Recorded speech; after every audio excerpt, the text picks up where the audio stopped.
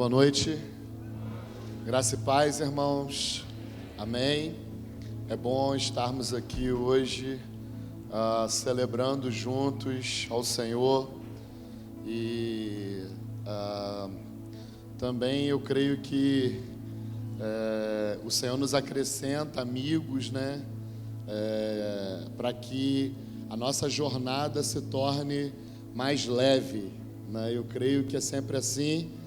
E uma coisa que eu falo, talvez isso há mais de 10 anos, o reino de Deus é um reino de amigos. Se você já viu isso em algum lugar, né, isso há 10 anos atrás, eu me expressei assim em meio a uma comunidade, e isso acabou virando até um jargão, mas é o que eu creio, o reino de Deus cresce por meio de amizades. Jesus, ele disse: eu não quero que vocês sejam apenas servos, mas amigos, amém?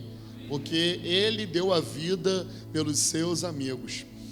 Como o Cris falou, eu venho lá de Cabo Frio, tenho certeza que muitos aqui já passaram férias lá, né? Tem até um irmão daí que é de Cabo Frio, quase que vizinho meu, né? Se batizou hoje, glória a Deus. E é uma cidade que a gente tem servido ao Senhor lá já há mais de 20 anos. Sou casado há 20 anos, pai, né, de 21 anos. Sou pai de 2 filhos, o mais velho com 20 anos, chamado Daniel, e o mais novo, chamado Theo. Então, 15 anos de diferença. Theo veio para acelerar a nossa vida. Ele é acelerado, né, que nem eu, mais ou menos, mas ele veio para acelerar a nossa vida depois que a gente já estava tranquilo. Aí veio, né, o pequenininho, né? Então, infelizmente, né, por um descuido nosso, minha esposa operou, né, e não pode ter mais filhos. Porém, né, não pode segundo os olhos naturais. Porém, o apóstolo disse que aqui é um lugar fértil. Amém? É um lugar fértil. Então, eu e minha esposa estamos orando, né, para acontecer esse milagre, né, dela ter um filho. E aí, como ele também disse, né, que bem-aventurado o pai que consegue ter uma filha. E aí, quem sabe não vem uma filha nesse solo fértil, né? Nessa terra fértil. Servimos o Senhor como pastores lá do Ministério Mevan, em Cabo Frio, há 13 anos, com muitas fases, né? Muitos desdobramentos da igreja em 13 anos.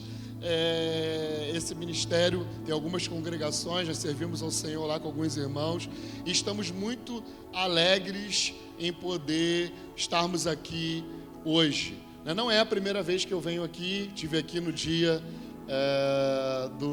que o apóstolo Luiz Hermínio esteve aqui conosco. Me sinto muito honrado em poder fazer parte de uma mesa, de uma liderança nacional, junto com os pais dessa casa, junto com o apóstolo Luiz, junto com o apóstolo Cristiano, e é uma bênção nós podermos caminhar juntos e crescendo a cada dia uns com os outros. Eu cresço muito, essa casa tem me abençoado muito a minha vida. Eu creio que a igreja, ela perdeu, no decorrer desses últimos anos,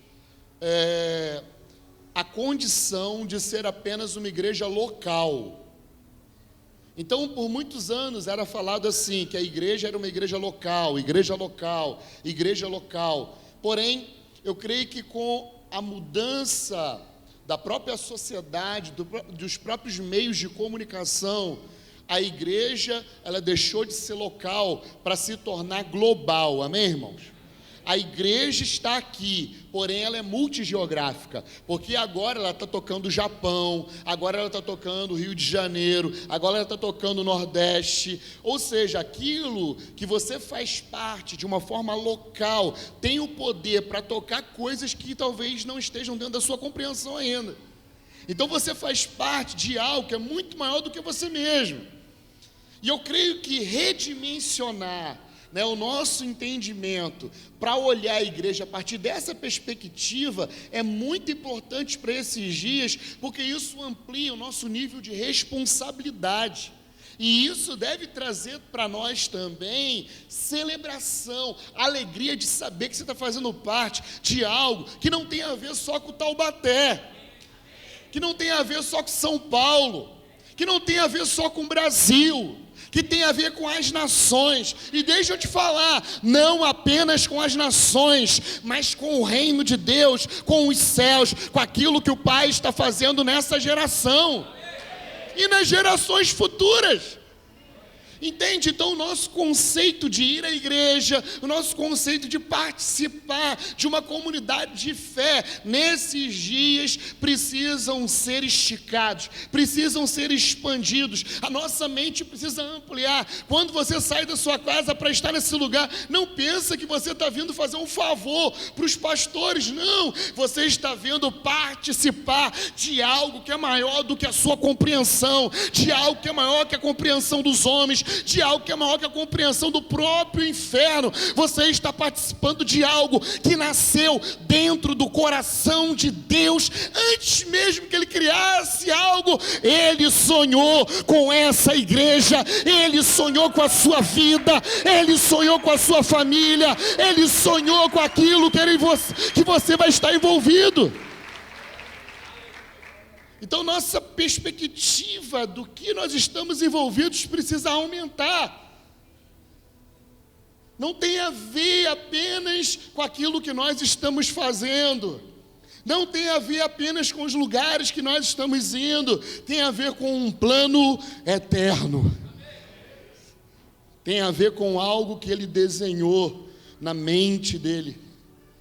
E que pela graça eu e você fazemos parte, e isso deve ser para nós um motivo de celebrarmos e de sermos gratos a Ele todos os dias da nossa vida. Como o Cris falou, não depende das suas circunstâncias. Às vezes eu me pego com pessoas que não conseguem compreender a dimensão daquilo que elas estão envolvidas, e isso faz com que nós não vivamos e não desfrutamos de tudo aquilo que Deus tem. Logo eu preciso entender que aquilo que eu estou participando é muito maior do que a minha perspectiva terrena, é muito maior, mesmo que eu não saiba detalhar aquilo que eu estou envolvido. Eu só preciso saber que aquilo que eu estou envolvido é muito grande. Aquilo que eu estou envolvido é muito maior do que os meus olhos podem ver. E você está integrado naquilo que Deus está fazendo. E o que Deus faz, deixa eu te falar, sempre inicia como uma semente. E tem sempre a qualidade de se tornar muito grande. Então, a nossa perspectiva precisa ser esticada. Amém? E eu quero hoje declarar sobre a sua vida que a partir de hoje você vai olhar esse lugar. Nós estamos aqui, mas o culto está acontecendo no mundo inteiro. O seu ministério é para o mundo inteiro. Porque Yeshua disse assim para os seus discípulos: vocês vão Jerusalém, Judeia, Samaria e confins da terra. Isso não é uma escada de sucesso. Ou seja, primeiro eu vou para Jerusalém, depois eu vou para Judeia, depois eu vou para Samaria e depois para as nações. Sabe o que ele está falando? De chamados multigeográficos. No mesmo tempo que nós estamos aqui em Jerusalém, ou seja, Taubaté, Jerusalém, São Paulo está sendo tocada por aquilo que nós estamos nos tornando. Da mesma forma como nós estamos em Jerusalém, tocando a Judeia, que é o estado, nós estamos tocando também os marginalizados, o pessoal de Samaria. E da mesma forma nós estamos tocando as nações, aqui e agora, porque Deus é poderoso para fazer abundantemente, além daquilo que você pode pensar e imaginar, segundo o poder que já está operando em nós. E isso tudo é graça, é milagre. Amém? Não podemos perder a consciência de que tudo que Deus faz é milagre, de que tudo que acontece é graça. de que tudo que nós estamos envolvidos tem a ver com algo espiritual. Estar aqui é algo espiritual. Participar desse momento de semente. Cara, você só semeia algo que você acredita. A forma de nós declararmos que estamos juntos é quando nós fazemos isso. Deixa eu falar para você, tudo aquilo que Deus semeia, produz. E uma das capacidades que eu e você recebemos foi exatamente essa capacidade, de tudo aquilo que nós semearmos produzir também. Então, nós só semeamos naquilo que nós acreditamos. Sabe por quê? No reino de Deus não tem dinheiro. Não é o dinheiro, não é a bolsa, não é a economia do mundo que faz com que o reino de Deus se mova. O reino de Deus se move por meio de sementes. Não tem dinheiro lá, mas tem semente. E a semente no reino de Deus sempre produz. E a semente tem a ver com o meu entendimento de que eu sou alguém que foi chamado para ser um semeador, alguém que vai estar sempre investindo para que a igreja continue sendo multigeográfica, para que ela continue tocando Jerusalém, Judeia, Samaria e as nações no mesmo tempo. Como que acontece isso? Não sei, eu nem quero saber, eu só sei que ela acontece. Agora mesmo, tem gente que, porque esse lugar existe, sendo tocado em outra nação, e você faz parte disso. Se você acha que você não faz parte disso, eu quero te dizer, você faz parte disso. Mas pastor, já é o primeiro dia que eu estou indo à igreja. Saiba de uma coisa, você já faz parte de algo muito maior do que você viveu até hoje. E isso é poderoso, isso é maravilhoso, isso é milagre, amém? Eu quero te convidar a abrir Lucas, capítulo de número 1. Lucas 1.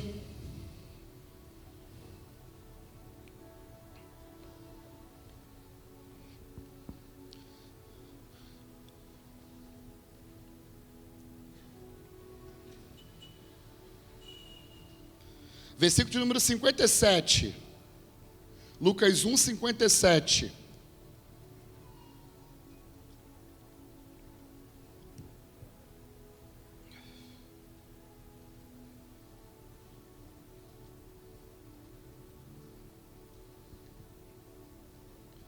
Dentro do ministério profético, eu aprendi que uma igreja profética, ela sempre dita tendências. Por quê? Porque ela sempre se move por antecipação. Então, eu creio que é essa palavra que está sobre a sonho de Deus. Não é à toa que ela tem esse nome. Ela é uma igreja profética que antecipa a realidade. Viver no profético é viver por antecipação. Viver no profético é viver realidades que ainda não são como se já fossem. Então eu creio que esse lugar é um lugar que Deus separou para ditar as tendências daquilo que vai acontecer nos próximos anos. Amém? Por isso que muitas pessoas que vêm nesse lugar nunca foram em outro lugar do Brasil. Por isso que no decorrer desses 10 anos vocês receberam sementes que ainda não produziram. Por quê? Porque vocês estão preparando tendências. Um grande amigo meu disse o seguinte, que o ministério profético é como um estilista de moda. Né? Eu lembro quando, não sei se você lembra, quando tinha aquela calça saruel, lembra? Calça saruel. Quando eu vi a calça saruel pela primeira vez, cara, eu falei, que coisa horrível. Que coisa feia, né? Parece que está de fralda mijada, né? Aquele negócio lá embaixo, assim. Eu falei, aí daqui a pouco os pagodeiros começaram a usar calça saruel. E aí foi entrando na televisão. E aí as lojas começaram a investir na calça saruel. Só que o estilista que fez a calça saruel, ele fez para criar uma tendência. Então, ele criou uma tendência e logo depois as pessoas começaram a seguir aquela tendência. Né? Hoje eu estou com calça apertadinha, mas se olhar uma foto minha de 5 anos atrás, era aquela calça, né? Eu lembro que o apóstolo Luiz, há pouco tempo, ele disse assim: poxa, disseram para mim que minhas calças são muito largas. Aí meus filhos mandaram eu apertar minhas calças, porque agora tem que usar calça apertada, porque está na moda. Ou seja, quando esses estilistas, eles estão desenhando, eles estão provocando o futuro. E uma igreja profética, ela precisa provocar o futuro. Ou seja, nós não somos aqueles que estão reagindo simplesmente às coisas que acontecem nessa geração, mas nós somos aqueles que precisam escrever a história daquilo que vai acontecer nesse estado, nessa nação e nas nações. Então eu creio que essa igreja Sonho de Deus, ela faz parte daqueles que vão ditar tendências. O estilista de moda, ele sempre vai fazer a moda de verão no inverno. Entende? Ou seja, nós não nos movemos pelas circunstâncias que nós estamos vivendo. Nós vivemos pela fé. Nós vivemos provocando o futuro. Então, você não pode se contentar com aquilo que você está vivendo hoje, porque o que você está vivendo hoje pode ser apenas uma semente do futuro que está sendo construído, e para isso você precisa entender que você precisa gastar o seu hoje, para ditar tendências. Você faz parte de um lugar, uma incubadora profética. Você faz parte de um lugar que são como os estilistas de moda da Europa. Pessoas que estão ditando tendências para o futuro. Então eu quero abençoar aqui vocês com toda a criatividade disponível. Toda a criatividade disponível. Eu abençoo que vocês possam exportar tecnologia espiritual. Que vocês que dessa casa, apóstolos, profetas, mestres, evangelistas e pastores, possam sair para ditar a tendência, para dizer: ó, sabe como é que nós fazemos lá? É assim. Eu conheci uma equipe apostólica da África do Sul, e eu tenho aprendido muito com eles. E uma das coisas que mais me marcou nessa equipe apostólica é que eles levam para outros lugares a cultura da sua igreja. Como? Quando alguém faz um convite para eles, eles levam 40 pessoas. Eles dizem assim: ó, nós fomos convidados para ir para a Bahia. Então, nós estamos abrindo aqui inscrição para vocês que entendem o nosso chamado, de ditarmos tendências, de levarmos para outros lugares aquilo que nós carregamos. Então tem uma inscrição aqui, R$100 para uma caravana, e a gente vai levar 40 pessoas que já funcionam, para que nós possamos mudar a cultura da igreja onde nós vamos servir. Eu creio que isso vai se tornar uma tendência, que quando forem sair, vão existir companhias que vão levar, exportar, sabe, esse tipo de tecnologia espiritual. Porque quando nós falamos de criatividade, nós não estamos falando apenas em coisas que têm a ver com marketing, e coisas que têm a ver com celulares ou algo assim. Nós estamos falando do futuro da igreja. E o futuro da igreja é que determina o futuro da nação. O futuro da igreja é que determina o futuro das coisas, de todas as coisas. A igreja já exportou tecnologia musical. E até hoje, se você parar para ir para um programa, para assistir um programa televisivo sobre música, você vai ver que sempre os melhores músicos são da onde? Da igreja. O bom e velho rock and roll, que eu amo, surgiu aonde? Na igreja. Tecnologia. Ou seja, nós não precisamos copiar ninguém. Nós podemos pegar aquilo que já existe e melhorar aquilo que já existe. Existe um livro do Austin Kleon, que é muito conhecido, que é Roube como um Artista. Esse livro tem umas sacadas muito boas, vem de qualquer aeroporto. Ele diz o seguinte: originalidade é esconder as fontes. Ou seja, não tem mais nada novo. Você só é original quando você esconde de onde você está copiando. Entendeu? Então, originalidade é esconder as fontes. Porém, aquilo que já existe, nós podemos desenvolver a partir daquilo que já existe. Isso é criatividade. Quando Adão ele foi ser criativo, foi quando algo já existia. Deus criou os animais e disse para Adão, agora dá nome. Ou seja, é sempre uma extensão daquilo que já existe. Eu lembro quando uma coisa que o apóstolo Luiz falava muito na época que ele vendia CD e DVD. Ele dizia assim, essa frase é boa, eu vou pegar, vou dar uma melhorada, vou gravar o CD e ainda vou ganhar dinheiro, pode ser? Você pode me dar essa frase para mim?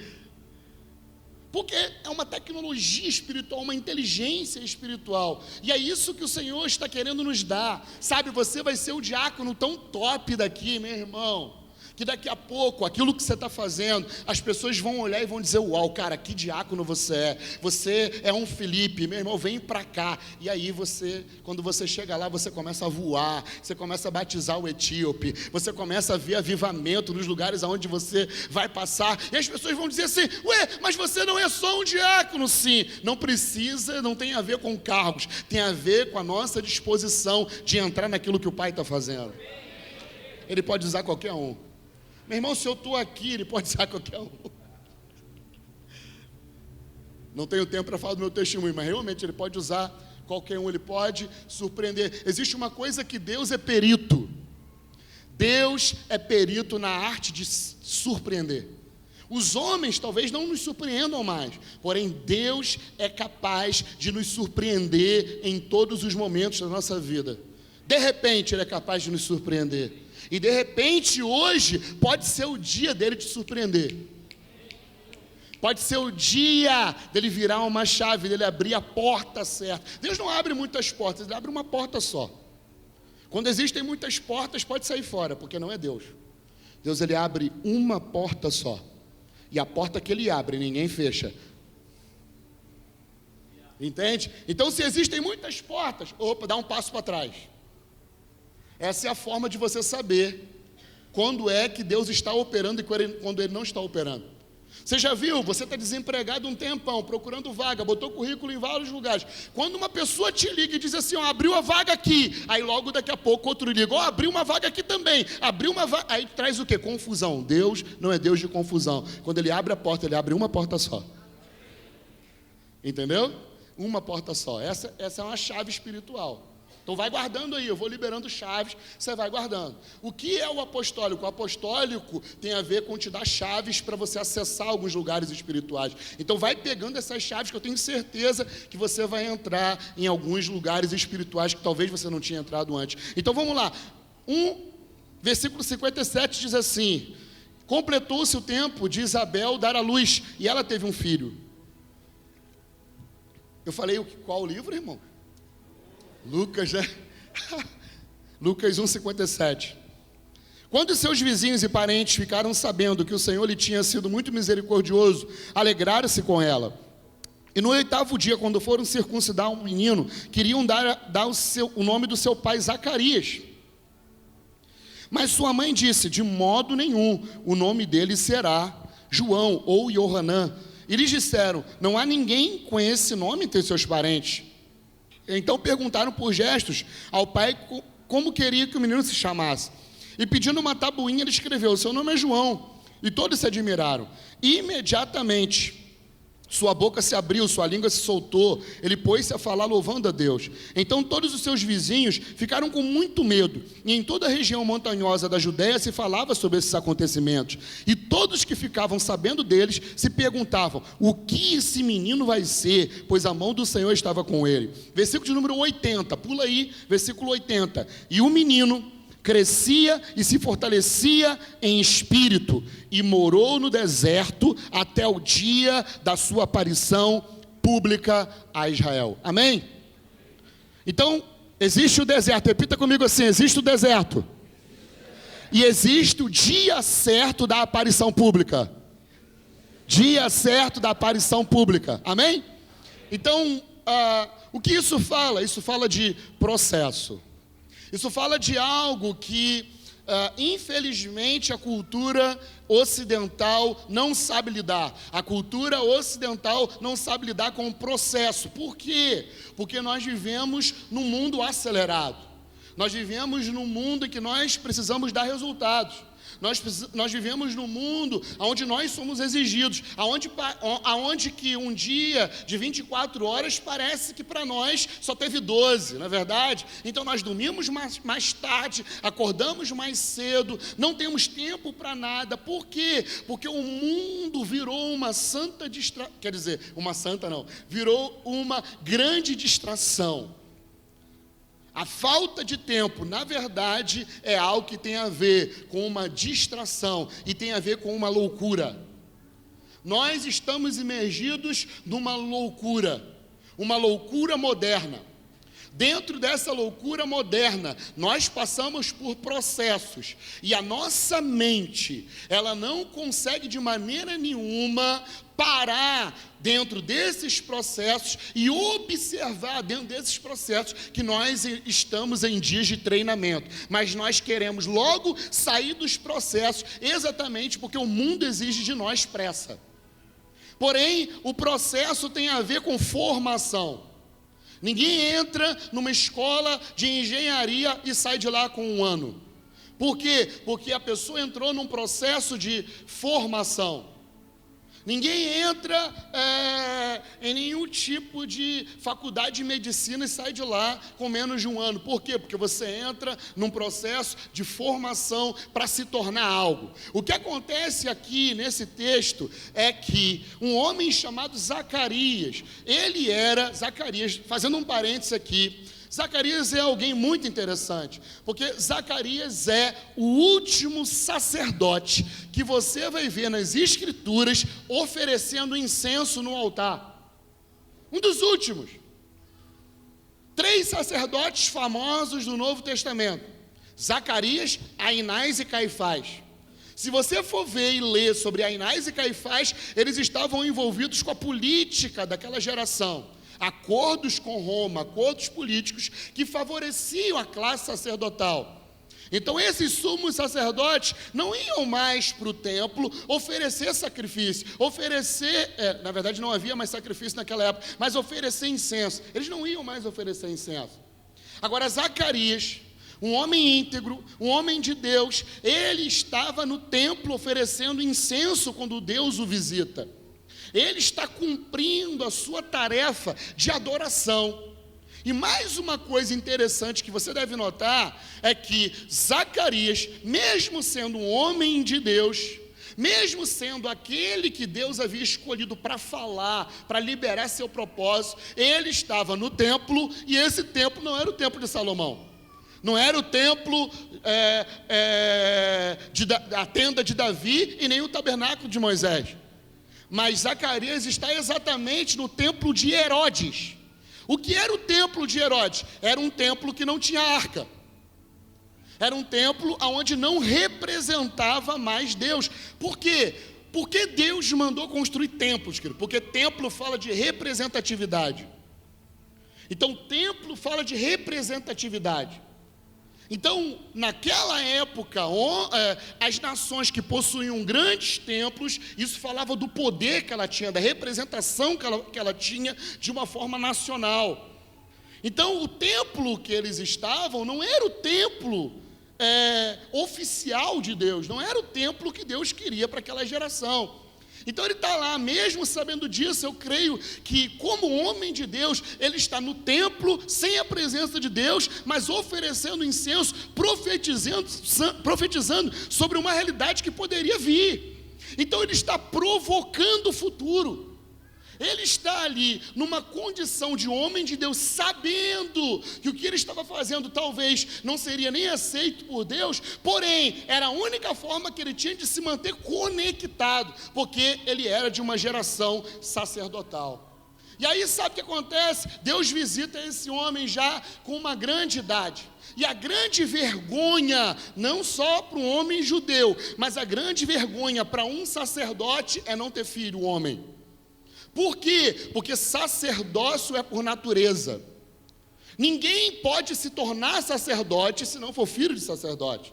Então sacerdote é por natureza, profeta não, profeta era por eleição. O Espírito descia sobre alguém, Deus elegia alguém aleatoriamente, essa pessoa ficava cheia do Espírito, ela falava aquilo que Deus queria falar, corrigia Israel, mas depois o Espírito ia embora e ela virava uma pessoa normal. Então profeta era por eleição, agora sacerdote não. Sacerdócio era por natureza, ou seja, filho de sacerdote era sacerdote, independentemente de unção, era algo técnico e frio, não precisava de unção para ser sacerdote, só precisava ser filho de sacerdote. E aí, o Zacarias está numa grande enrascada, por quê? Porque ele olha para um lado, ele vê o sacerdócio corrompido, ele olha para o outro, ele vê a política dos sumos sacerdotes.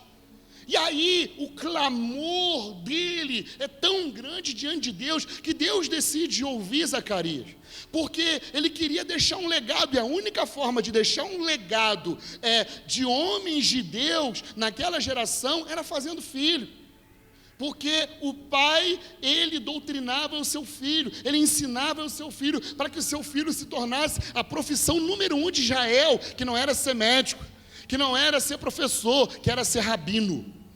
Então, os homens, eles ensinavam os filhos dentro da arte do rabinato, para que eles pudessem assumir, sabe, perpetuar esse legado de trazer as diretivas de Deus, de trazer a palavra de Deus para todo o povo. E esse homem, ele é ouvido por Deus, ele é claro, no começo não crê, acontece algo, ele fica mudo, ele não consegue falar, mas o anjo diz para ele assim, olha, o nome do seu filho vai ser João, no hebreu, né, Yohanan, vai ser João, só que naquela época o filho tinha que ter o nome do pai ou do avô, e o filho deveria se chamar Zacarias Júnior. O filho deveria se chamar o nome do pai de Zacarias. Porém, o que acontece é que o anjo, ele está mudando algo. O anjo diz, olha, o seu filho vai se chamar João. Por quê? Porque Deus está começando a redefinir todas as coisas. Deus está começando a levar as pessoas a compreenderem outras coisas. E quando Deus começa a mudar uma estação, Ele começa a mudar a linguagem, querido. Por quê? Porque a linguagem é a expressão de uma cultura. Então eu creio que vocês estão entrando numa cultura de celebração. Algumas linguagens vão mudar. Porque linguagem fala de uma espécie e linguagem fala de uma cultura. Ou seja, nós não somos qualquer um. Nós somos homens e mulheres específicos que Deus deseja usar nesse tempo específico, numa geografia específica, para tocar todo mundo da terra. Porque somente gente específica é capaz de tocar todo mundo. Ou seja, se você está aqui é porque Deus te escolheu. Porque você não é todo mundo. Eu lembro da minha mãe, né? Quando todo mundo fazia alguma coisa, eu dizia assim, eu também quero fazer, mãe. Ela dizia assim, mas por que você quer fazer? Porque todo mundo está fazendo. Ela dizia assim, mas você não é todo mundo. Ou seja, existem igrejas que não foram chamadas para fazer o que todo mundo está fazendo. Porque para movimentar coisas grandes é necessário nós sermos um tipo de gente específica para que nós possamos tocar todo tipo de gente.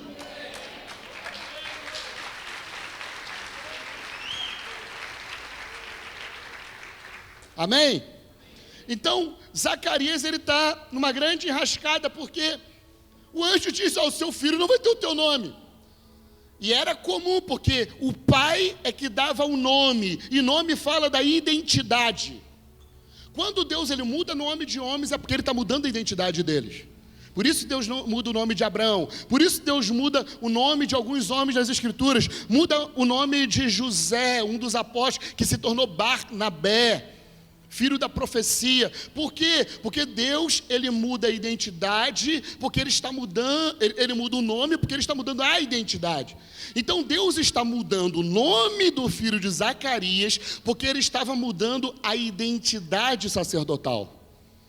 A identidade sacerdotal estava sendo reconfigurada. Então parece algo esquisito, porque quando as pessoas começaram a perguntar qual vai ser o nome do menino, porque começou uma grande tensão na Judeia, porque imagina um casal velho, agora tem um filho. Isso é loucura. Eu tenho um amigo, né? Está aqui, pastor Altamir, a esposa dele ficou grávida com 50 anos. Né? O filho, né, infelizmente, não perseverou por causa da idade. Porém, é um sinal muito profético isso. É algo muito de Deus. Porque deixa eu te falar, ainda que na sua velhice você não tenha tido filhos naturais, Deus deseja te dar filhos espirituais. Porque você nasceu para dar destino. Amém? Você que está aqui, você nasceu para dar destino. Zacarias, com idade avançada, ele foi chamado para dar destino a alguém. Mas o destino que Zacarias deu a João não foi o destino que ele queria. Aí que está. O destino que o pai dá para o filho não é o destino que ele quer, é o destino que ele ouve da parte de Deus. Sabe o que Zacarias faz? Dá o nome de João. E faz, sabe o quê? A profecia que estava sobre João, o quê? Ele seria uma voz do que clama no deserto. Aí o pai pega o filho e fala o seguinte: você é João, e João nasceu para ser uma voz do que clama onde? No deserto. Agora você imagina, o anjo falou que ele seria profeta. Zacarias tinha patente alta. Zacarias poderia pegar o garoto e dar uma forcinha, né? Vou dar uma forcinha meu filho, porque meu filho é profeta. Então deixa eu levar ele lá para a festa da Páscoa, do Pessá. Deixa eu levar ele para Pentecostes. E aí eu vou dar uma forcinha e ele pode profetizar para milhares de pessoas. Ele pode profetizar, o ministério dele vai alavancar, meu irmão, porque eu vou dar uma ajuda a ele. Porém, Zacarias, ele não faz aquilo que estava no coração dele, mas ele faz aquilo que ele ouviu a voz de Deus. O profeta João deveria crescer e se desenvolver por meio de processos num lugar chamado deserto. Repita comigo: deserto é lugar de desenvolvimento. Agora eu pergunto para você, quantos aqui gostam de deserto?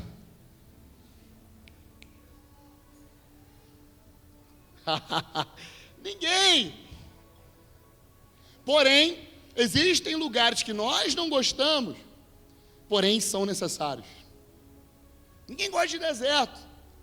Só que, pensa comigo o deserto de Israel, só para a gente tentar redefinir o conceito de deserto, porque para a gente o conceito de deserto é, sabe o que? Meu Deus, vou passar fome, meu Deus, eu vou sofrer, vou ficar enfermo. Não, o conceito de deserto que a gente tem está muito longe do conceito de deserto nas Escrituras, querido. Olha o que acontece, o deserto mais famoso nas Escrituras é quando Deus tira o povo de Israel do Egito. Deus liberta com muitos milagres o povo de Israel do Egito. E Deus leva eles para um lugar. Esse lugar se chama deserto. E sabe o que Deus faz? A primeira coisa que Deus faz é definir sua identidade. Então eles saem do deserto. Eles não eram nação e nem povo. O que eles eram? Famílias oriundas de José. Então eles não eram uma nação, eles eram famílias oriundas de José, sem identidade alguma ou perspectiva alguma de se tornar uma nação. Sem. Aí eles saem do Egito. Antes de entrar no deserto, Deus define quem eles eram. Deus fala assim: vocês serão para mim uma nação de reis e sacerdotes, se vocês me obedecerem. Deus coloca uma condição para eles se tornarem aquilo que Deus havia falado que eles seriam. Ou seja, Deus fala aquilo que você é, porém existe uma condição para você se tornar aquilo que Ele falou que você vai ser. E essa condição talvez passe pelo deserto. Agora, olha o que acontece no deserto. Antes da gente entrar no deserto, a primeira coisa é que Deus vai nos fortalecer, falar para a gente quem a gente é.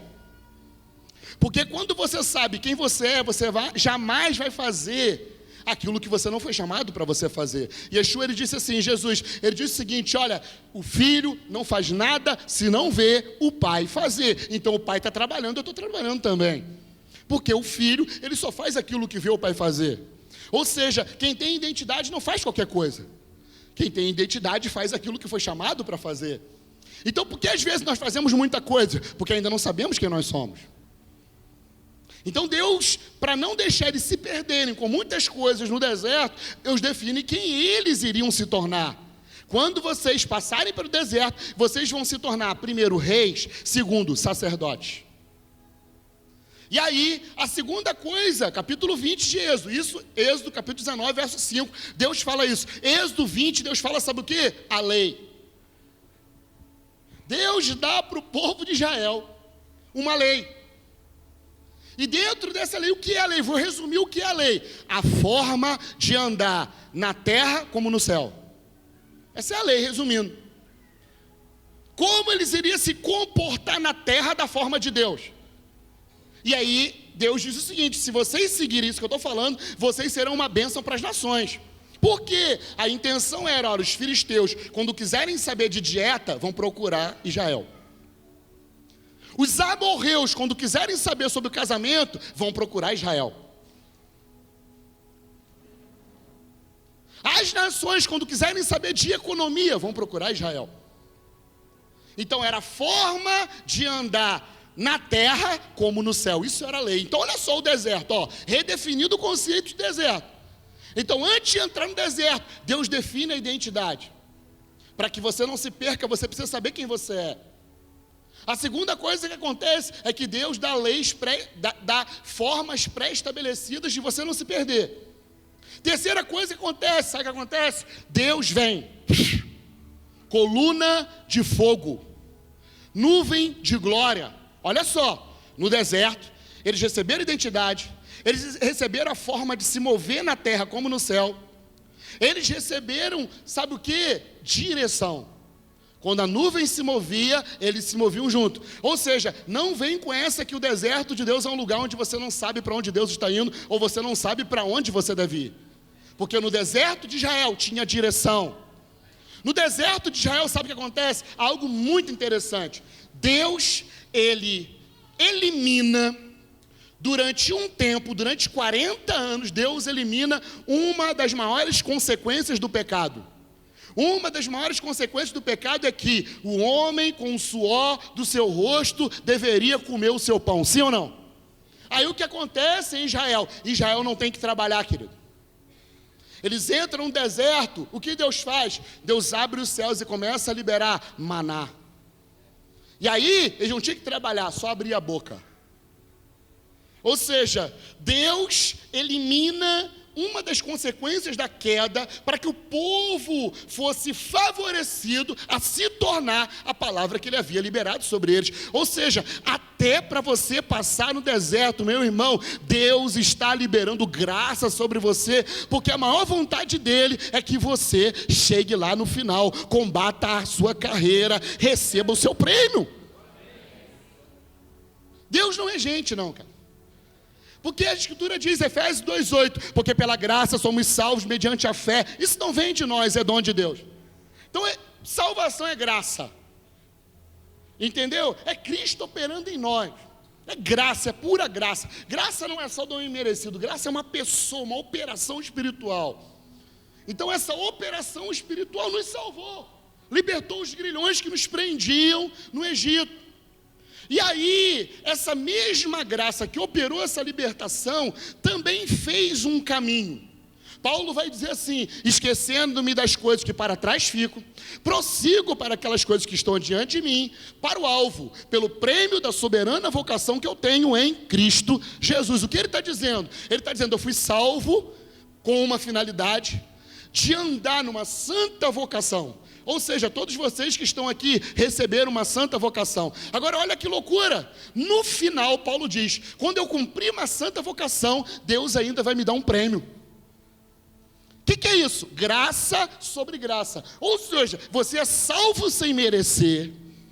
Deus prepara para você um caminho, porque Yeshua disse, eu sou o caminho. Ele prepara para você uma jurisdição, Ele prepara para você uma santa vocação, e à medida que você caminha nessa sua santa vocação, e quando você cumpre essa santa vocação, você recebe um galardão, um prêmio. Ou seja, eu sou salvo, Ele faz um caminho, porque Efésios 2,10 diz que Ele preparou de antemão obras, para nós andarmos por essas obras antes da fundação do mundo. Ou seja, existe um caminho de sucesso preparado para mim e para você, e quando nós chegarmos nessa etapa final, além de ter sido salvo, nós também seremos coroados com um prêmio.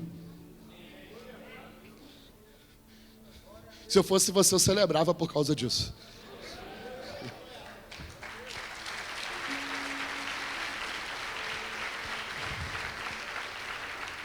Porque tem muito mais a ver com aquilo que a graça está operando em nós do que aquilo que nós estamos fazendo. A missão de Deus, querido, não é Deus fazendo algo. A missão de Deus é Ele voltando a ser sobre todas as coisas. Então, não é só fazer algo, mas é deixar Ele voltar a ser na sua vida.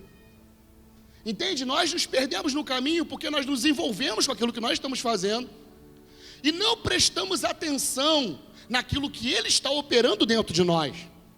Entende? Então, quando Deus propõe para nós um caminho, é exatamente para que por meio desse caminho, Ele possa ser formado dentro de nós. Então, aquilo que eu faço, não é simplesmente por aquilo que eu faço. Aquilo que eu faço não é importante. Aquilo que eu faço só é importante a partir do momento que eu entendo que por meio daquilo que eu estou fazendo, Ele está me transformando naquilo que Ele falou que eu seria. A imagem de Cristo. Então, às vezes, nós nos envolvemos com pessoas, amém? Você se envolve com pessoa, eu tenho certeza. E aí você está lá, você ajuda a pessoa 1 ano, 2 anos, 10 anos e o cara não muda. Mas eu tenho certeza, ele muda quem você é.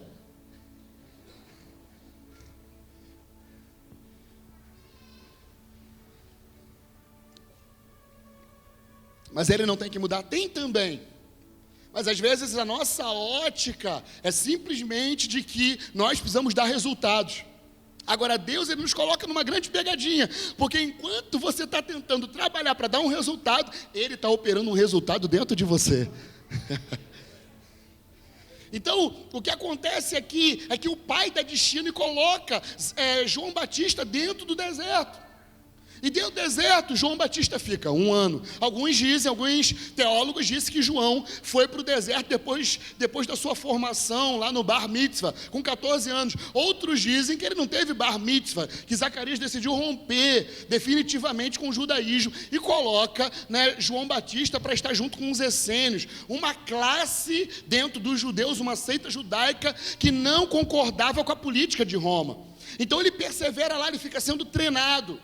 Ele fica desenvolvendo uma palavra que estava sobre ele. E ele passa 1 ano, 2 anos, 3 anos. Meu irmão, se é hoje com 3 anos, o cara já estava, não. 3 anos no deserto, não, cara. 3 anos não, eu já tenho que sair para pregar. Não, eu já sei mais que Zacarias. Eu já posso ir lá no templo e já posso liberar uma palavra. E aí ele fica lá, 3, 4 anos, 5 anos, 6 anos. Ele passa desenvolvendo uma palavra. Deus está construindo algo dentro dele. Porque deixa eu te falar, o processo de formação pode demorar mais tempo do que o processo de atuação. Agora, a atuação depende do processo de desenvolvimento. Porque o que vai determinar o poder da atuação é o quanto você ficou no processo. Então, por isso o processo é importante. Porque quando damos o devido valor ao processo, é dentro do processo que Deus está nos esticando para que a efetividade daquilo que nós vamos fazer seja poderoso. Porque o que acontece? Quando nós não entramos num processo em Deus, sabe o que acontece? A nossa atuação é fraca. Agora João, ele está lá, 10 anos... 15 anos em um processo de Deus, desenvolvendo uma palavra que estava sobre ele. 30 anos, até chegar o dia da sua aparição pública a Israel. Ele passa 30 anos desenvolvendo quem ele era. O que ele nasceu para ser? Profeta. Mas quando ele foi para o deserto, ele já era? Só na palavra. Mas ele ainda precisava desenvolver. E aí quando ele sai para atuar, a sua palavra tem poder e autoridade. Porque a sua palavra estava pautada no desenvolvimento espiritual. Em quem ele havia se tornado. Não tinha a ver somente com palavras. Não tinha a ver apenas com relatos. Não tinha a ver apenas com recitar versículos. Meu irmão, o cara pode recitar 1000 versículos e isso não ter poder nenhum. Porque o versículo, o poder dele está em quem você está se tornando. Yeshua, Jesus, ele falava, as pessoas davam testemunho, sabe como? Olha, esse cara aí, ele não fala como qualquer um. Ele fala como alguém que tem autoridade. E a autoridade sempre é nos dada por meio dos processos que nós vivemos. Porque o processo ele pode aprovar ou reprovar. Como eu vou me comportar no processo é que vai definir meus resultados. Israel entra no processo, o que acontece? Desobedece. Eles não saem reis e sacerdotes. Todos eles morrem, só sobra 2, Josué e Caleb. Por quê? Porque Josué e Caleb, logo no início, eles começaram a ter a visão que Deus queria que eles tivessem. Enquanto o povo foi espiar a terra, 10, olharam para a terra e disseram, ai, vitimismo, né? Nós, aos nossos próprios olhos, parecemos como gafanhotos diante dos moradores daquela terra. Bando de frouxo. Porque não foram os gigantes que disseram para eles que eles eram gafanhotos. Não, eles disseram, sabe o que? Nós, aos nossos próprios olhos, parecemos como gafanhotos. A Escritura vai dizer, né? Assim como o homem pensa, assim ele é. Por quê? Porque o sentimento de ser gafanhoto foi uma opressão que o Egito formou na mentalidade deles. Foi um sistema de valores impresso no Egito. Eles saíram do Egito com a mentalidade de que eles não eram nada. Por isso que Deus está tentando reconfigurar, quando diz, vocês serão para mim uma nação de sacerdotes. Mas aí chega na hora de possuir aquilo que Deus havia já falado que era deles. Eles chegam dentro da terra e dizem assim, não, nós somos como gafanhotos diante deles. Aí Josué e Caleb chegam lá, não! A terra é boa! Tem uva gigante, mana, leite e mel, vamos partir para cima, porque nós não temos medo de desafio nenhum, porque nós passamos já, gente, 40 anos nesse deserto, nada pode ser pior do que isso. Então, o deserto proporcionou o direito deles comerem sem ter que trabalhar, provisão. A roupa do seu corpo não se consumia, o sapato deles não gastava, e o maior milagre de todos, né, é que o desodorante não vencia, porque foi filho que eles fizeram no deserto. Agora sabe o que acontece no deserto? Deus dá pra gente o que a gente precisa, não o que a gente deseja. Isso é uma chave também. No deserto ele dá o que você precisa, não o que você deseja. Na terra, ele dá o que você deseja, não o que você precisa. E aí, o deserto se torna agradável. Porque pensa, no deserto Deus está comigo em todo o tempo. No deserto ele vai me dar provisão sempre. No deserto ele vai me dar a forma como eu vou me movimentar para eu não me perder. Ele vai me dar direção. No deserto ele vai me dar provisão. Aí o deserto se torna lucrativo. Porque, além de Deus cuidar de mim, Deus vai estar me formando e me transformando na palavra que Ele me deu. Amém? Ninguém gosta de ouvir sobre o deserto, né? Então deixa eu falar sobre a melhor parte. E aí, Jesus, ele vai dar testemunho de João, esse homem que se submeteu a esse processo. Olha lá comigo em Mateus, capítulo de número 11. Mateus 11, verso de número 38. Jesus vai dar testemunho desse homem que passou por esse processo. Porque Deus sempre dá testemunho daqueles que sobrevivem, daqueles que são ousados, daqueles que não olham para trás. Deus não tem prazer em quem olha para trás, querido. Independente das circunstâncias, Deus não tem prazer em quem olha para trás. No deserto, Deus dá para eles festa, imagina, na condição que eles estavam, Deus dá festa para eles celebrarem no deserto. Coisa maravilhosa, é porque Deus quer que nós tiremos os olhos daquilo que é natural e coloquemos os olhos naquilo que é sobrenatural. Sabe o que nos puxa para a terra? É olhar para ela. Adão podia olhar para a terra porque ele era um homem da terra. Você não pode olhar para a terra porque você é um homem do céu. Adão foi criado da terra, você foi criado do céu e enviado para a terra. Por isso que você tem autoridade sobre a terra para subjugá-la. Porque você nasceu do céu. Amém? Então não podemos olhar a terra a partir da perspectiva da terra. Temos que olhar a terra a partir da perspectiva do céu, porque nós somos dos céus, amém? Nós estamos aqui, como Abraão disse, somos peregrinos e forasteiros, por isso temos autoridade sobre a terra, porque não somos desse lugar, não somos mais do primeiro Adão, nós pertencemos, como diz 1 Coríntios 15, 45, nós pertencemos a um homem coletivo chamado segundo Adão, nós somos cidadãos dos céus que vivem na terra, amém? Nós somos cidadãos dos céus, mas moramos aqui. Estamos morando aqui, porém nós não somos daqui. Quando Abraão, ele entrou na terra, ele disse, na terra que Deus havia prometido para ele, disse, sabe o quê? Eu sou peregrino e forasteiro nessa terra. Sabe por quê?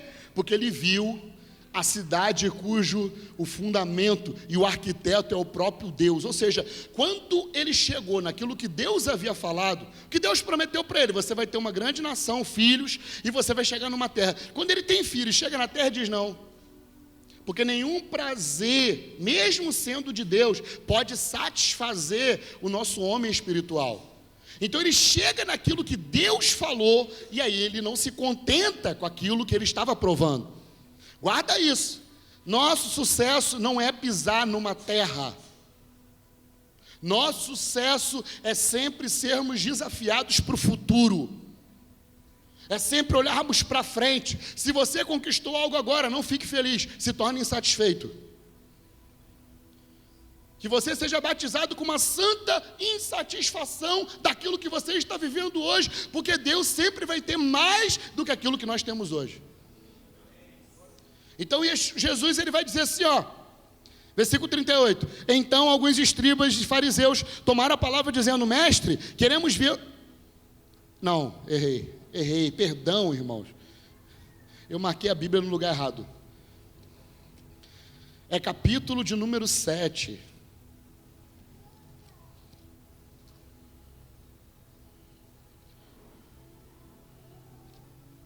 capítulo de número 11, perdão.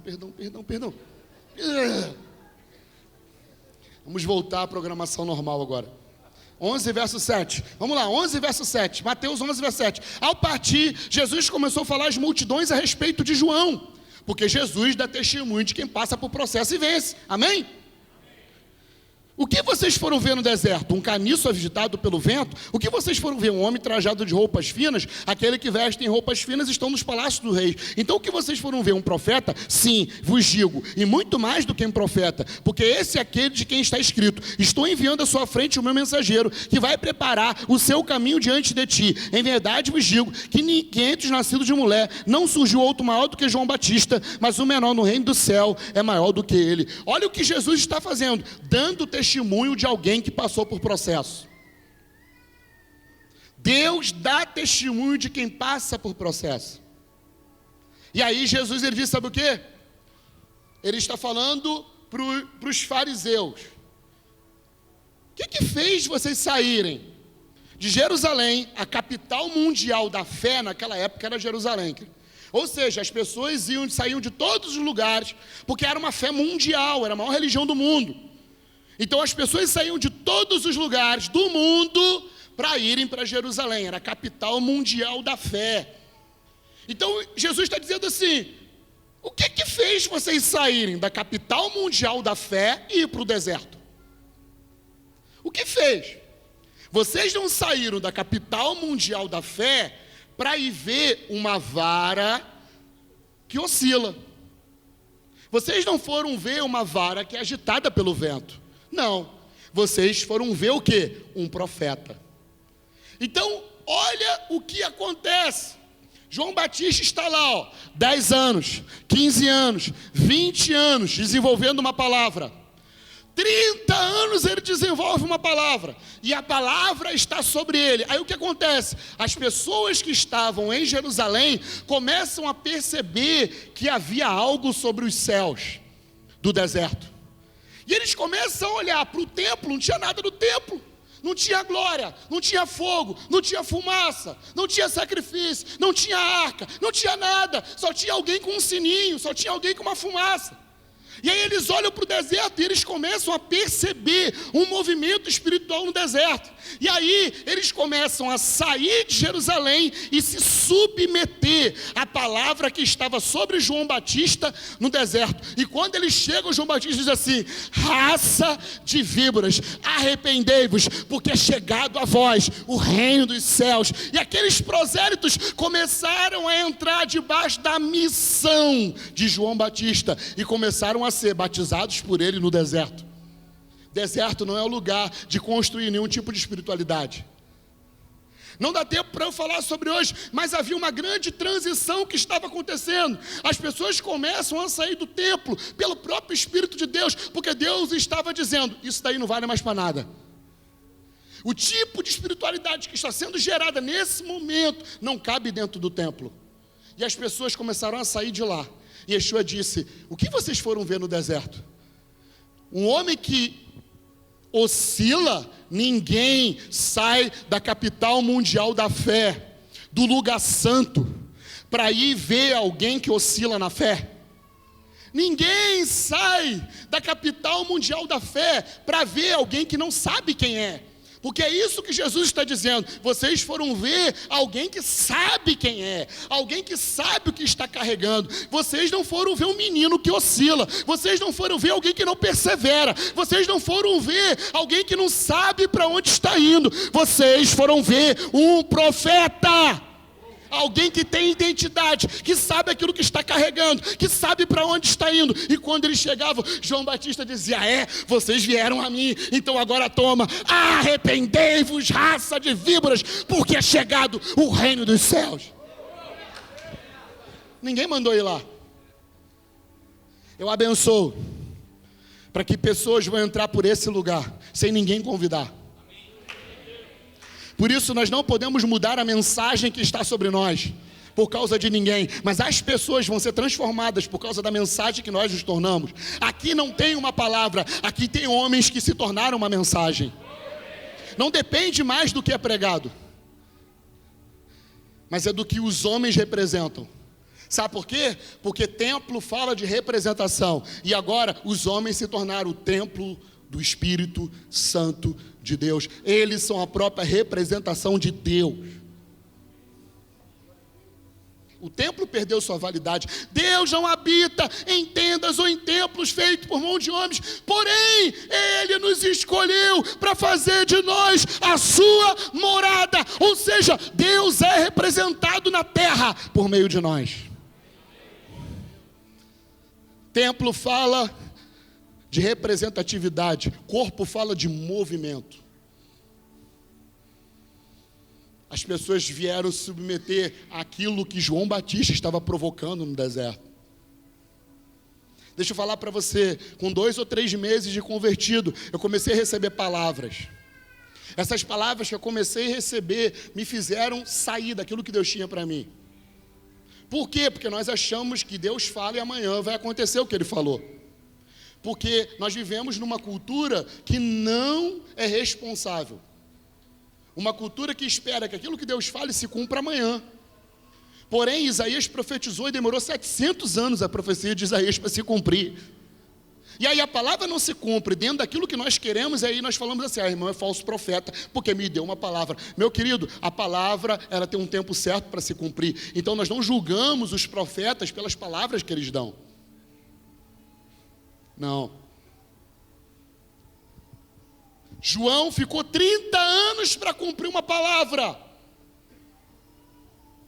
Precisamos quebrar a maldição do imediatismo.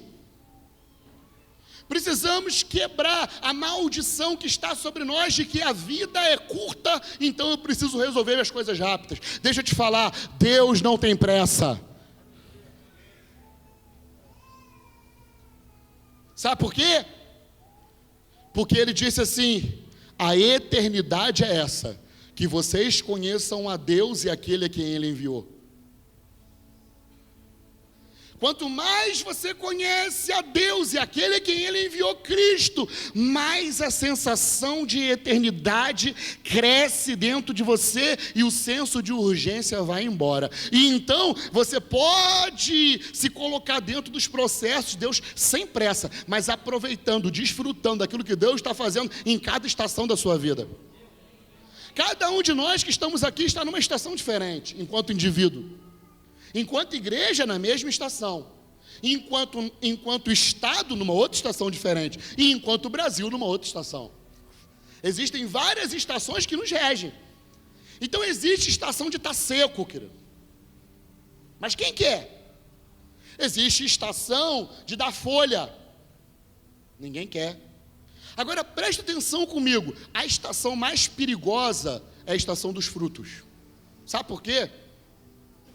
Porque a estação das folhas, da secura, demora às vezes, muito mais, demora às vezes não, sempre demora muito mais do que a estação dos frutos. Porque um fruto, depois que sai da árvore, eu te pergunto, quanto tempo dura? Quanto tempo dura um fruto? Tem fruto que uma hora para outra ele já estraga. Ou seja, meu querido, Deus não está importando com o fruto é para os homens te conhecerem. Agora, Deus te conhece no processo. Não adianta querer dar fruto para ser conhecido por Deus, não. Deus, Ele quer te conhecer no processo. Não é dando fruto. Dando fruto a gente é conhecido por quem está lá fora. Mas no processo, Deus vai nos conhecendo e fazendo a gente conhecer Ele. Isso vai determinar a qualidade do fruto. Amém? Estão comigo? Sim? Ou eu estou doido? Às vezes, né? Aí olha só, Jesus não para por aí, Ele diz, vocês não saíram de Jerusalém para ir ver alguém que não tem identidade. Vocês saíram de Jerusalém para ver alguém que tem identidade, alguém que sabe quem é, alguém que não está oscilando na fé, alguém que não é menino, alguém que se colocou diante dos processos e venceu. Por isso Ele tem autoridade para dizer para vocês, raça de víboras, vocês precisam se arrepender. Por isso o ministério dele é tão impactante. E aí Jesus disse, sabe o quê? Olha, dos nascidos de mulher até aqui, ninguém é maior do que João Batista. Essa é uma sentença que eu amo. Eu demorei muitos anos para compreender isso. Isso que às vezes eu fico chateado, parênteses. É que às vezes eu demoro 10 anos para descobrir uma coisa e eu te ensino em 1 minuto. Né, apóstolo? Demora 10 anos para aprender uma coisa, em 1 hora eu conto tudo que eu aprendi em 10 anos. Olha, dos nascidos de mulher, não tem ninguém maior do que João. Jesus diz isso. Sabe o que Jesus está dizendo? Olha só. Jesus está dizendo que João Batista é maior do que Malaquias, é maior do que Zacarias, é maior do que Ageu, é maior do que Neemias, é maior do que Ezequiel, Ezequias, Jeremias, Isaías. Dos nascidos de mulher, não tem ninguém maior do que João Batista. João Batista era maior do que todos os reis. João Batista foi maior do que Sansão, querido. Por quê? Porque dos nascidos de mulher, não tem ninguém igual João Batista. João Batista foi maior do que Débora. João Batista foi maior do que Jefité, do que todos os juízes. João Batista foi maior do que Samuel. Imagina, maior do que Samuel, aquele que iniciou o movimento profético. Sim, maior do que Samuel, maior do que Elias e Eliseu. Sim, dos nascidos de mulher, não tem ninguém maior do que João Batista. E não só maior do que eles, maior do que também sobre Salomão, maior do que Davi. Sim, maior do que Davi, parece heresia, mas não. Jesus falou, dos nascidos de mulher, não tem ninguém maior do que João Batista, maior do que Davi, e também maior do que Saul, maior do que Saul, e maior também do que Moisés. O quê? Maior do que Moisés, isso é heresia. Não, Jesus está dizendo que quem nasceu de mulher até ali era menor do que João Batista. Então João Batista era maior do que Josué, era maior do que Caleb, era maior do que Moisés, foi maior do que sabe quem? Foi maior do que Isaac, foi maior do que Jacó. Jacó sim, maior do que Jacó. João Batista foi maior do que Abraão, sim, maior do que Abraão, porque Jesus disse, dos nascidos de mulher, não tem ninguém maior do que João Batista. Sabe o que ele está dizendo? João Batista é maior do que Noé. Uau! Noé não foi só o cara que fez a arca. Noé foi o cara que redefiniu quem iria ser a humanidade. O maior chamado de Noé não foi construir a arca. O maior chamado de Noé foi dar origem a uma nova raça humana. Guarda isso para você. Foi maior do que Noé. Maior do que Enoque, o homem que andou com Deus.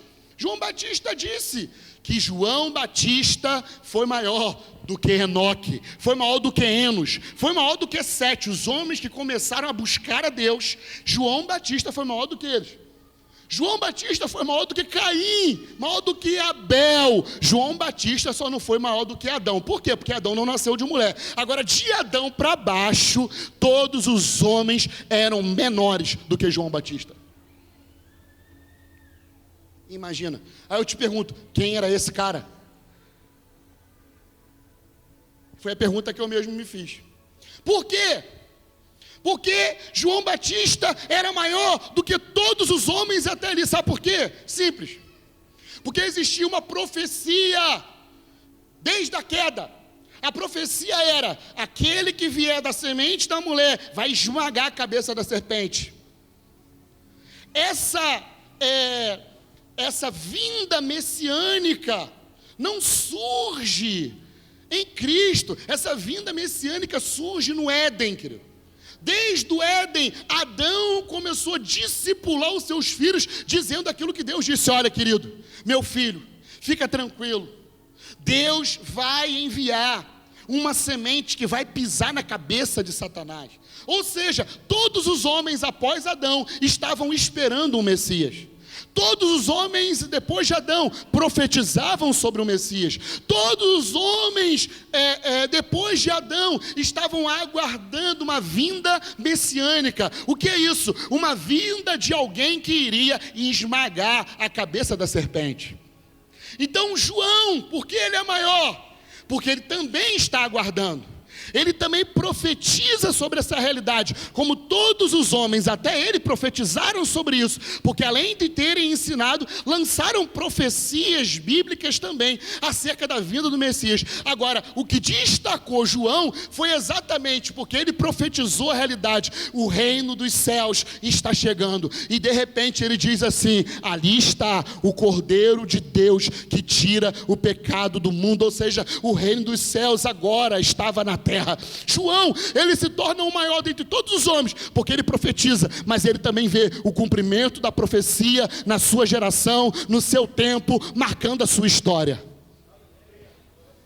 Porque o cumprimento da profecia sempre é maior do que a profecia. Todos os homens estavam esperando algo acontecer, porém Paulo ele vai dizer, sabe o quê?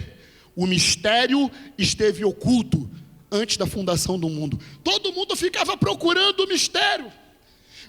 Isaías dizia: lá é o filho do homem, está ali o filho do homem. Daniel, o filho do homem, o filho do... Mas quem é esse filho do homem? Ninguém sabia. Quem é esse, o rei da glória? O Senhor dos exércitos é o rei da glória. Mas quem é esse cara que está aí? Eles viam alguém, mas o mistério ainda estava oculto. Deus escondeu Cristo. Era um mistério que estava oculto. Então, antes de João, todos os homens não conseguiam ter discernimento de quem era o Filho do Homem. Eles não sabiam quem era o Filho do Homem. Porém, João profetiza e vê a realidade daquilo que ele profetizou na sua frente. Aí sabe o que Jesus fala para ele? Fala dele. Não só que ele é o maior dentre todas as gerações, mas ele diz o seguinte, ó: o nascido no reino é maior do que João. Sabe o que ele está dizendo? Que todas as músicas que a gente cantou assim, sua geração de Samuel, sua geração de Sansão, está dizendo que está tudo errado. Porque isso é minimizar quem nós somos. Imagina, se João é maior do que Davi, o menor nascido no reino de Deus é maior do que João, é maior do que Davi, é maior do que Moisés, é maior do que Salomão, é maior do que todos os nossos heróis, querido. Sabe por quê? Porque agora nós não estamos representando algo, não. Agora nós estamos vivendo a realidade de tudo aquilo que foi dito pelos antigos.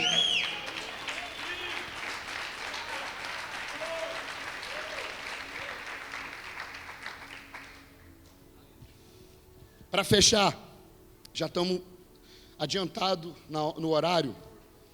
Se deixar eu falando,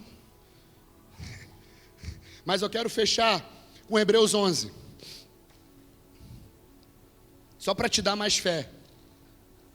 Porque às vezes a gente fala isso e o pessoal não acredita, né? Porque o pessoal fica, poxa, mas Eliseu, cara, a realidade maior está em você, irmão. Sabe como que você vive Cristo? Assim como Cristo viveu Jesus.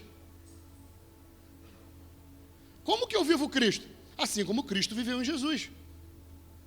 Como que Jesus andou na terra? Assim eu devo andar também, como ele andou. Pronto, é muito prático. Porque às vezes fica, pô, Cristo em mim, como é que é isso? Igual Jesus andou. Quem era Jesus? Cristo nele. Quem sou eu? Cristo em mim. A esperança da glória.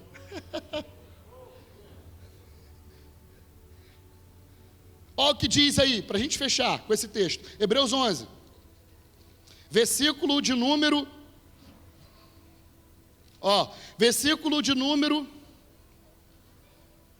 9, vamos começar do 9, rapidinho eu vou ler. Pela fé, peregrinou na terra da promessa, como se fosse terra estrangeira, habitando em tendas com Isaque e Jacó, herdeiros com ele da mesma promessa, porque ele, Abraão, esperava a cidade que tem fundamentos, cujo arquiteto é o próprio Deus e construtor. Pela fé, a própria Sara, que era estéril e de idade avançada, recebeu o poder de conceber um filho, pois considerou fiel aquele que lhe havia feito a promessa. Portanto, também de um homem, já sem vigor físico, nasceu uma descendência tão numerosa quanto as estrelas do céu, e incontável como a areia do mar.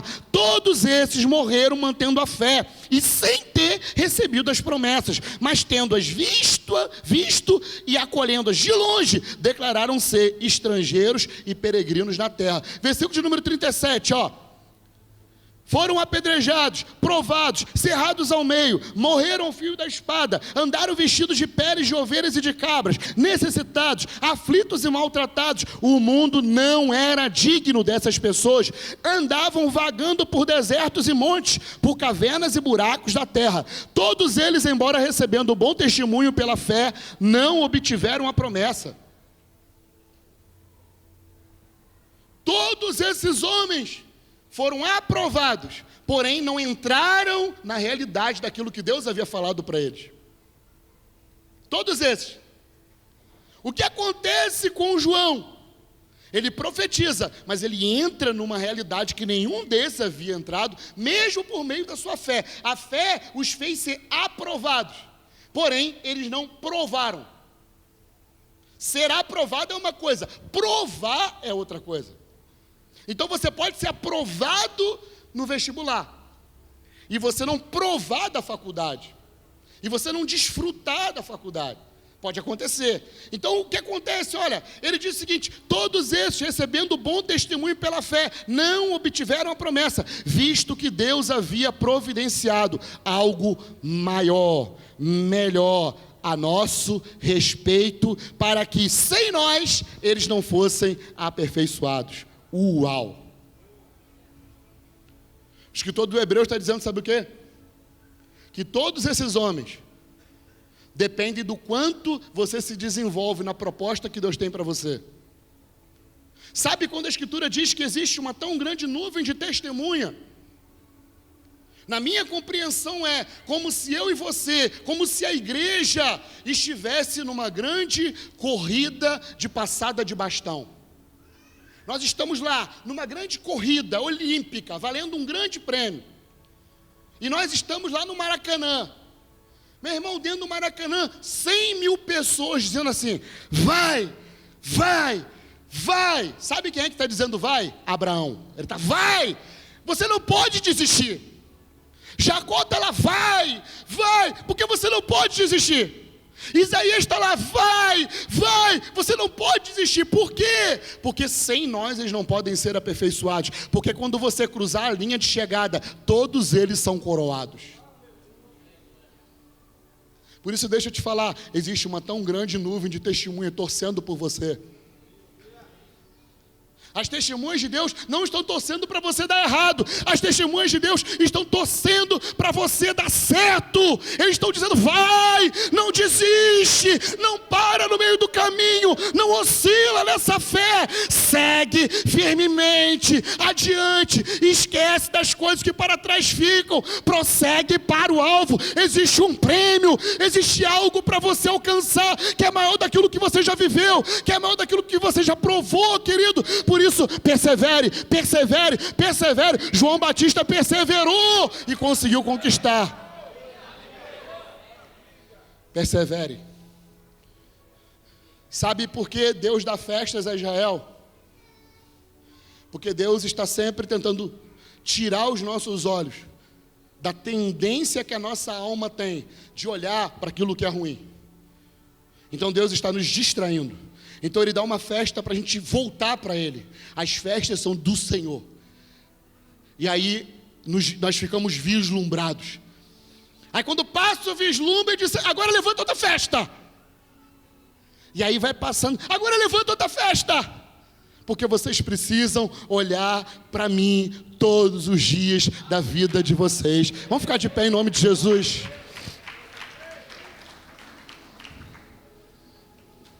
Pai, obrigado por essa noite. Obrigado, Senhor, porque eu creio que existe um depósito nesse lugar para as próximas gerações. Existe um depósito nesse lugar para levar, Senhor, inteligência, criatividade, sabedoria para outros lugares, Senhor. Eu abençoo para que os filhos dessa região liberam uma voz agora sobre os céus de Taubaté, sobre os céus de toda essa região, Senhor. Eu libero uma voz agora, Senhor, e chamo os filhos agora. Eu chamo os filhos dessa região, os filhos do reino, aqueles que são maiores do que João Batista. Eu dou uma voz agora e chamo agora. Eu chamo. Existem muitos que talvez estejam como o filho de Lucas 15. Eu dou uma voz agora, eu libero uma voz agora. Venham todos os filhos de propósito, venham para esse lugar, venham para essa água, para essa casa paterna, em nome de Jesus, em nome de Jesus. A mensagem que está sendo gerada nesse lugar é como uma mensagem do deserto, é como uma mensagem que é pouco atrativa, é como uma mensagem que talvez não tenha valor para os olhos humanos, porém é algo poderoso, é como um martelo que esmiuça a penha, é como um fogo, é como algo que vai destronar, Senhor, vai destronar pensamentos, filosofias humanas, Senhor, vai tirar cegueira de todas essas regiões. Eu abençoo, Pai, cada um que esteve aqui, cada um que ouviu essa palavra, Pai, que cada um possa compreender o seu papel no reino de Deus, que cada um possa compreender sua verdadeira identidade. Não somos mais como Moisés, agora